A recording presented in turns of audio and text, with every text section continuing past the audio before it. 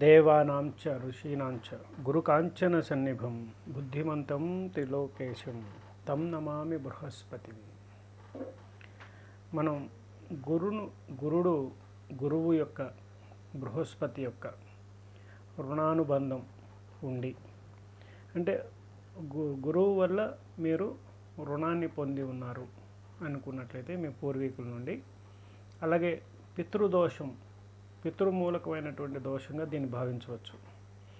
ఇది పిల్లలు పుట్టకుండా అనేక రకాలుగా గర్భస్రావాలు చేయించటం కానివ్వండి, అలాగే విషప్రయోగం చేయటం కానివ్వండి, కుక్కలని హింసించటం, వాటిని చంపటం, ఇలాంటివి చేయటం వల్ల కానివ్వండి, అలాగే మీ యొక్క పూర్వీకుల యొక్క శ్రాద్ధ కర్మల యొక్క లోపాలు జరిగి ఉండటం కానివ్వండి, ఆ యొక్క వీటి వల్ల ఈ దోషాలు ఏదైతే ఉందో వాటి వల్ల ఏమవుతుందంటే మీకున్నటువంటి పేరు ప్రఖ్యాతులు ఒక స్టేజ్ వరకు చాలా బాగుండి అక్కడి నుంచి డౌన్ఫాల్ స్టార్ట్ అవుతుంది.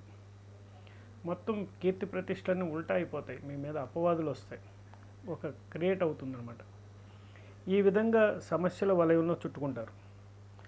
ఎప్పుడూ మనశ్శాంతి లేకుండా మానసిక అశాంతికి గురయ్యి మొత్తం ఫ్యామిలీ మొత్తం కూడా ఇదే అపవాదులతో ఉండటం అనేది జరుగుతూ ఉంటుంది.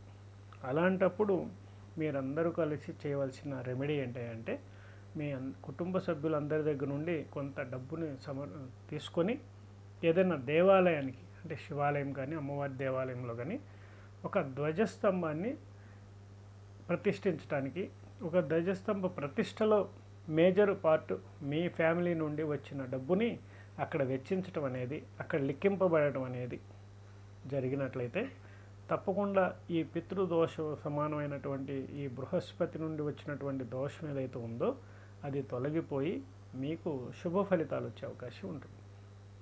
ఇది కూడా చాలా పరీక్షించిన రెమెడీయే.